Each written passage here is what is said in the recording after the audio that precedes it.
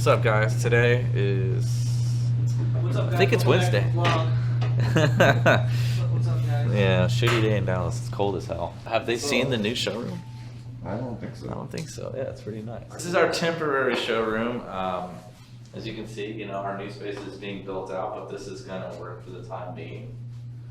This is kind of cool. They set it up like this today. A bunch of vintage stuff in there. I'm sure you guys will recognize some of it. Don't look at this one. Don't look at this one. No. Blur it out. Vic, let's review what you sold today. Let's talk about it. What did you get done? Because I know you got some stuff done. You're killing it today. Yeah, so this thing's out of here. New reference, so the 126610 Submariner that sold. The Yatch-Master 37mm. Great sold that. What are we working on? You're working on something big. Yeah, I am working on something big. I have a client that's interested in the AP ceramic perpetual calendar.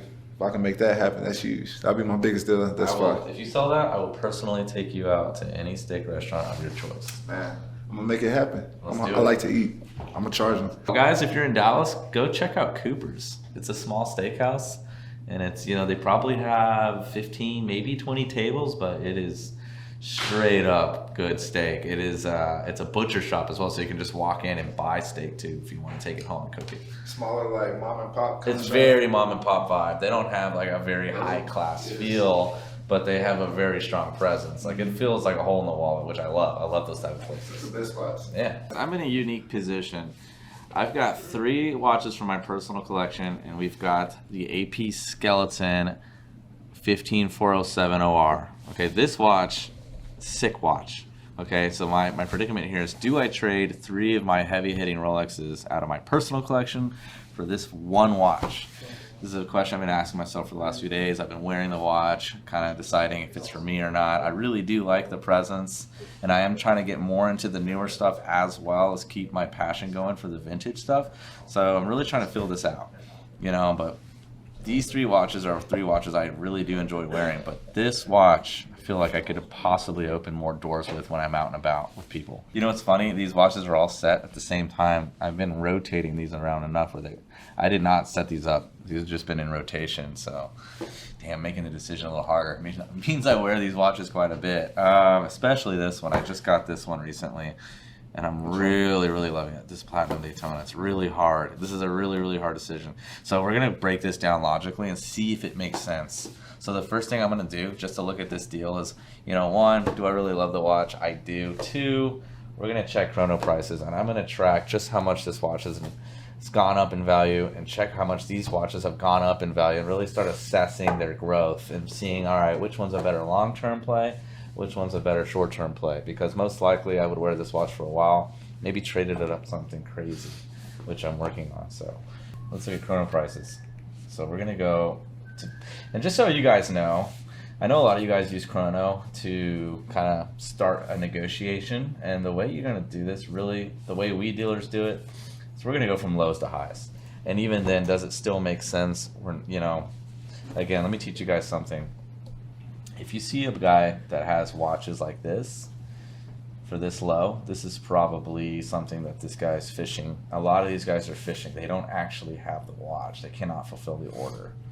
As you can see, stock photo, very cheap prices. These watches really are trading around $265 is what we're seeing.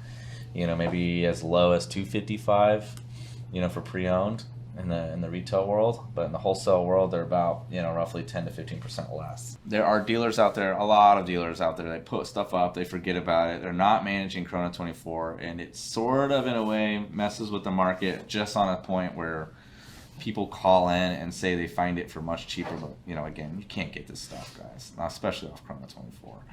So, anyways, back to what I'm saying. So, trading these 3 for this one is a bit challenging in my mind, so I'm trying to see what makes the most sense here. Hey, how are you? How you doing, bud? Good, good. I found your birth year watches. Well, one of them. Okay.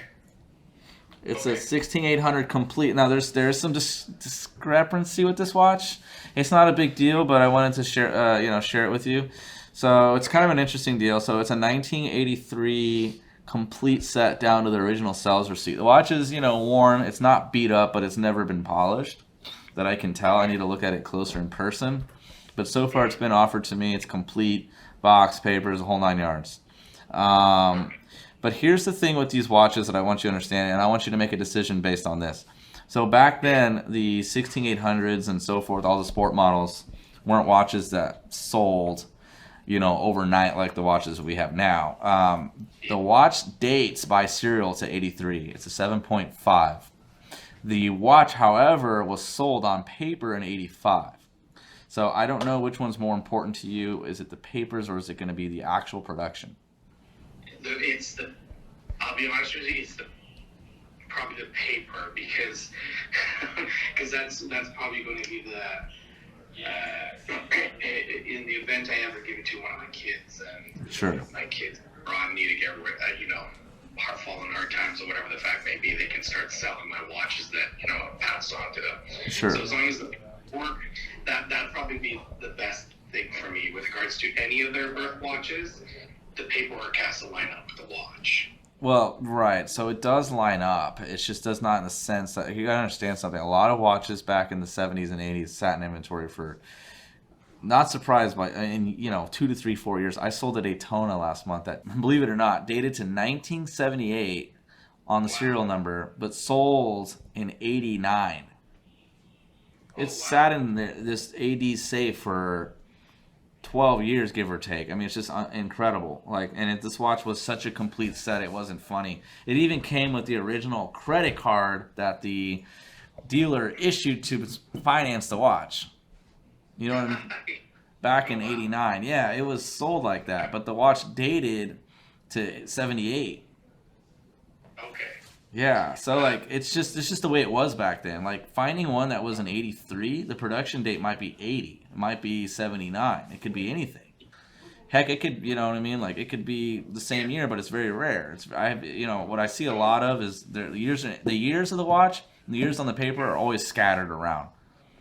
Okay, so this, so the way how do you typically listen? So typically we like to buy birth year watches based on production. Right, we know historically 7.5 million is going to be a 1983. We all know that. That's all agreed. There's charts that show that say, hey, production dates range like this. Like an X serial is 1990, R serial 87. Like we all know that. However, the papers don't always line that up.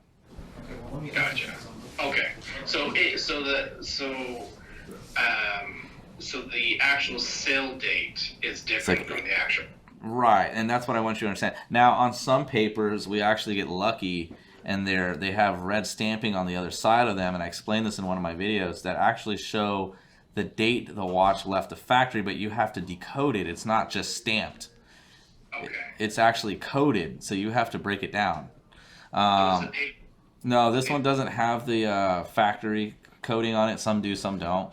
But the serial production is 1983. But being complete with the receipts and the papers and the pamphlets and everything is magical in its own. Like it's going to be very, very, very difficult to find you a 83 sold in 83 with all that stuff.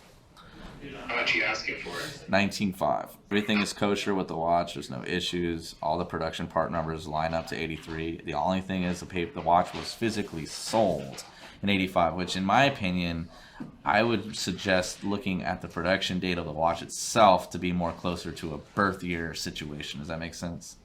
I wouldn't go off the papers because those watches could sell at any point. Like they don't line up to their production dates. How difficult would it be to sit there and just wait for the right one where everything lines up? I'll be honest, it'd be very, very difficult, and we'll probably fall apart on this because it's just going to be too time consuming to be daily checking in on everything like this. I mean, if one falls in my lap, sure, I'm just going to be wide open honest with you. It's a lot easier for me to go, hey, I need an 83, but everybody's going to go off the production date. They're not going off their papers. I can shoot it out there for you. I have no problem doing that. But just understand that the difficulty of finding this watch tremendously goes up. It would be so great if you just said, yeah, everything lines up. I'll go, yeah, you're good. I'll send you the wire. Let me tell you what, though. We won't have this issue when it comes to your, is it 2012 and 2017? Yeah. For the other two boys. Yeah. So 2012 and 2017, that's easy. That'll be on the card 100% of the time. Now, like I said, we're going back into the 80s. You got to remember, the market in the 80s is nothing like today. They weren't selling as quickly as they are now. I mean, a lot of sport models, believe it or not, sat in inventory. What I saw a lot of is a lot of Datejust and Presidents had the same year written on the papers as their serial numbers because that's what was popular back then, those dressy models. Now it's obviously the roles have turned. The problem is I showed my son, and I don't know which of the Rolexes he liked, and gravitated to the look of that one. Which one? Of the Submariner? Of the Sun. Yeah, so that's why I said, okay, you know what, we'll just all get all Submariners. If you picked a President or something, if you would have picked whatever other watch, I would have no problem. So we all have the same 3 watches in our birth years, right? Yeah, which is fine. Again, no problem on the 2012 and the 17. I can put out calls today for those, which I'm going to be looking for today. But the 83, that's where we're going to run into issues. Let me get those 2 ceramic subs knocked out for you, and then we'll circle back on the 83. I guess I will try to see if we can't kill all this at once, but you know, it's going to be very difficult on that 83. All right, thanks, man. Yep. Bye. This is the difficulty in the vintage world, is when people want things to line up so perfectly, it creates the window being this to like this. It's just so narrow.